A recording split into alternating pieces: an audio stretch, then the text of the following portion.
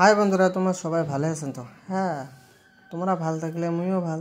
কারণ আজি মুই যে আছোঁ মেঘালয় খানাপাৰা পাৰ হয় মানে ওটা এই গাড়ীখন মোর মোবিল লিকেজ করে আছে ওইটা যে আছোঁ গাড়ীখন মোর গ্যারেজত আছে। এই দাদাটা ভয় যাচ্ছি, এটা মেকার হয়। এই দাদাটা ভয় একটা শিলং থেকে গাড়ি আছে, ওই গাড়িটার মানে ব্রেক শু পাল্টাইবে, এল্টো গাড়ি পরে ব্রেক প্যাড আনে গেছি পরে আর পামই আর কি গ্যারেজে ইয়ে মোর গাড়িটার তলাই দেখাই পেলেন। গাড়িটা মানে মোবিল চেম্বার দিয়ে মানে লিকেজ করি আছে, মোবিল লিকেজ করি আছে। এই দাদা ঠিক করে লাগছি, কারণ মোবিল লিকেজ করাটা ভাল নয় না।